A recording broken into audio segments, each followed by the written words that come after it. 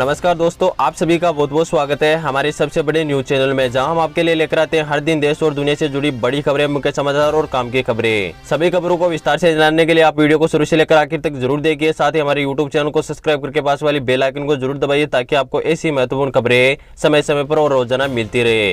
तो चलिए दोस्तों, इसी के साथ आपको बता देते हैं देश में फैली कोरोना वायरस महामारी के ताजा आंकड़ों के बारे में। दुनिया भर में कोरोना वायरस का जो संक्रमण है वो तेजी से फैल रहा है। अगर हम भारत की बात करें तो पिछले 24 घंटों में 89,706 नए मामले सामने आए, जबकि पिछले 24 घंटों में कोरोना वायरस की वजह से 1115 लोगों की जान चली गई है। स्वास्थ्य मंत्रालय के ताजा आंकड़ों के अनुसार देश में अब तक कोरोना वायरस के कुल संक्रमितों की संख्या 43,70,000 के पार हो चुकी है। इनमें से अब तक कोरोना वायरस की वजह से 73,890 लोगों की मौत हो चुकी है। वहीं 33,98,000 मरीज ठीक होकर कोरोना वायरस के घर जा चुके हैं, जो कि हमारे देश के लिए बहुत ही बड़ी खुशखबरी की बात है। इसी के साथ ही चलते दोस्तों आज की पहली बड़ी खबर की तरफ है। लद्दाख में तनातनी के बीच में 50 चीनी सैनिकों ने घुसपैठ करने की भारतीय सीमा में कोशिश की, लेकिन भारतीय सेना ने दिया करारा जवाब।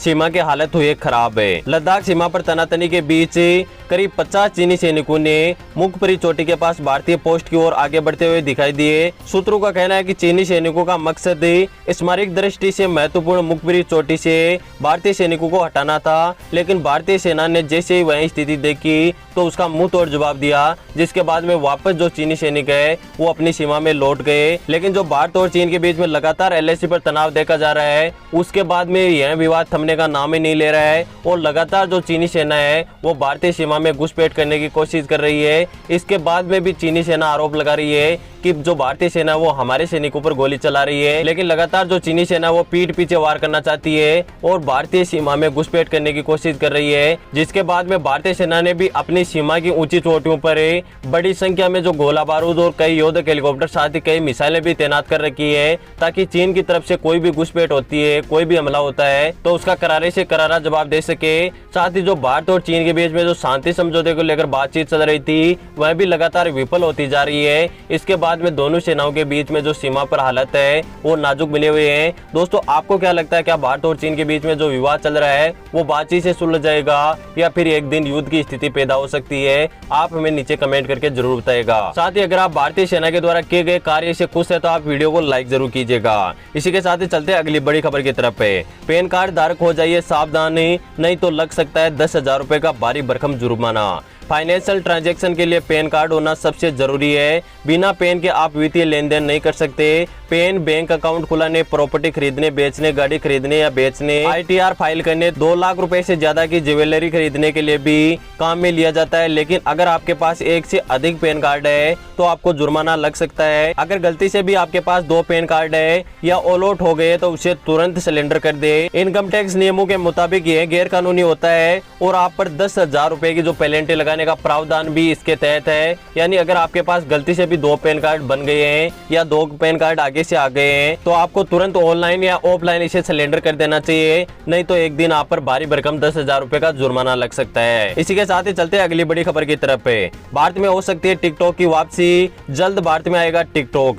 जानिए बड़ी खबर, भारत में टिकटॉक एक बार फिर से एंट्री ले सकता है। बताया जा रहा है कि टिकटॉक के भारतीय कारोबार को जापानी कंपनी सॉफ्टबैंक खरीद सकती है। सूत्रों के अनुसार इसलिए वह भारतीय साझेदारी की भी खोज कर रही है। इसकी रिलायंस जियो तथा भारतीय एयरटेल के साथ चर्चा चल रही है। अगर इनकी साझेदारी टिकटॉक में हो जाती है, यानी जो जापानी कंपनी है सॉफ्टबैंक, वह अगर टिकटॉक को खरीद लेती है और उसमें कोई भारतीय हिस्सेदार बन जाता है एयरटेल या जियो, तो जल्दी जो भारत में टिकटॉक आपको देखने को मिल सकता है। आपको टिकटॉक अपने स्मार्टफोन में चलाने को मिल सकता है। अभी इस पर चर्चा चल रही है, कंफर्म होते ही हम आपको जरूर बता देंगे। दोस्तों इसके बारे में आपका क्या कहना है, क्या भारत में टिकटॉक को वापस लाना चाहिए या नहीं, आप हमें नीचे कमेंट करके जरूर बताइएगा। इसके साथ ही चलते अगली बड़ी खबर की तरफ है। सरकार का बड़ा फैसला, 1 साल तक स्कूली विद्यार्थियों की स्कूल फीस माफ है। कोरोना वायरस महामारी के कारण देश के सभी स्कूलों को अनिश्चितकालीन के लिए बंद कर दिया गया था। ऐसे में सभी पेरेंट्स अपने बच्चों की स्कूल फीस भरने से परेशान है। सभी राज्यों के पेरेंट्स का एक ही निवेदन है कि उनके बच्चों की जो स्कूल फीस है वह सरकार के द्वारा माफ की जानी चाहिए। इसी समस्या को मद्देनजर रखते हुए पंजाब सरकार ने सभी पेरेंट्स को बड़ी राहत दी है। पंजाब के मुख्यमंत्री कैप्टन अमरिंदर सिंह ने शनिवार को घोषणा की है कि राज्य के सरकारी स्कूल कोरोना वायरस संकट के कारण 2020 और 21 के शैक्षणिक सत्र के लिए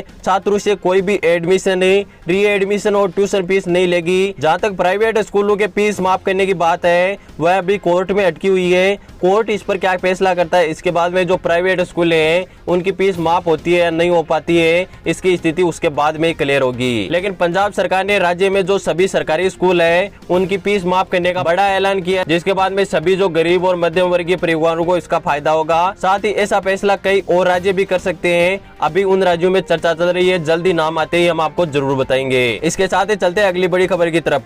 कर्जदारों के लिए खुशखबरी, मोरेटोरियम की अवधि 2 साल तक बढ़ सकती है। जी हाँ, जानिए बड़ी खबर है। कोरोना वायरस के काल में जो भी अपने व्यापार करते थे, जो भी अपना काम धंधा करते थे, जो भी अपनी नौकरी करते थे, सभी की नौकरियां छिन गई थी और उनके पास पैसे नहीं थे। इसलिए सरकार ने 6 महीने तक जो EMI की किस्तें थी उन पर रोक लगा दी थी, लेकिन वह रोक 31 अगस्त को खत्म हो चुकी है और अब सभी को बैंकों के द्वारा अपनी अपनी किस्तें नियमित समय पर चुकाने के लिए बैंक के द्वारा कहा गया है। लेकिन मैं आपको बता दूं, इस बारे में हाई कोर्ट जल्दी एक अहम फैसला कर सकता है और जो भी कर्जदार है उन्हें 2 साल अपनी किस्तें अपने अनुसार चुकाने का जो प्रावधान है वो जल्दी हाई कोर्ट ला सकती है, जिसके बाद में कर्जदारों को बड़ी राहत मिल सकती है। लेकिन अभी इस पर चर्चा चल रही है, आगे क्या फैसला होता है। क्या जो मोरेटोरियम है उसको 2 साल के लिए बढ़ाया जाएगा या EMI की किस्तें आपको अभी समय समय पर भरनी पड़ेगी। लेकिन मैं आपको बता दूं कि अभी जो लॉकडाउन है वो भी संपूर्ण रूप से खत्म नहीं हुआ है और लोगों को अभी काम धंधा भी मिलना चालू नहीं हुआ है, इसलिए अभी भी लोग अपनी किस्तें चुकाने की स्थिति में नहीं है।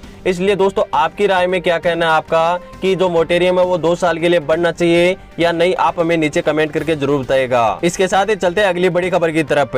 सुशांत सिंह राजपूत को मिलेगा इंसाफ, रिया चक्रवर्ती के गिरफ्तार के बाद में हुए कई बड़े खुलासे। एनसीबी ने अभिनेत्री रिया चक्रवर्ती को उनके love and partner Sushant Singh Rajput के मामले में मादक पदार्थों से जुड़े आरोप के सिलसिले में 3 दिन पूछताछ करने के बाद में गिरफ्तार कर लिया गया एनसीबी के द्वारा। इसके बाद में रिया का मेडिकल टेस्ट हुआ और बाद में वीडियो कॉन्फ्रेंसिंग के जरिए कोर्ट में पेशी भी हुई है और पेशी के दौरान जो रिया की जमानत अर्जी थी वह भी खारिज हो गई है और 14 दिन के लिए न्यायिक हिरासत में जो रिया चक्रवर्ती है उसको भेज दिया गया, जिसके बाद में रिया ने एनसीबी सेल में ही रात काटी है और अब उनको जल्दी जेल भेज दिया जाएगा। लेकिन मैं आपको बता दूं कि सुशांत सिंह राजपूत की जो मौत की जिम्मेदार है वो कहीं ना कहीं जो रिया चक्रवर्ती है वो निकल कर सामने आ रही है, क्योंकि जो लगातार एनसीबी के द्वारा जो तमाम जो सबूत और तथ्य जुटाए जा रहे हैं उसके बाद में ही उन्हें गिरफ्तार किया गया है। ऐसे तो कोई किसी को गिरफ्तार कर ही नहीं सकता। इसलिए लगातार जो सुशांत सिंह राजपूत की जो मौत का कनेक्शन है वो कहीं से कहीं रिया से जुड़ा हुआ है।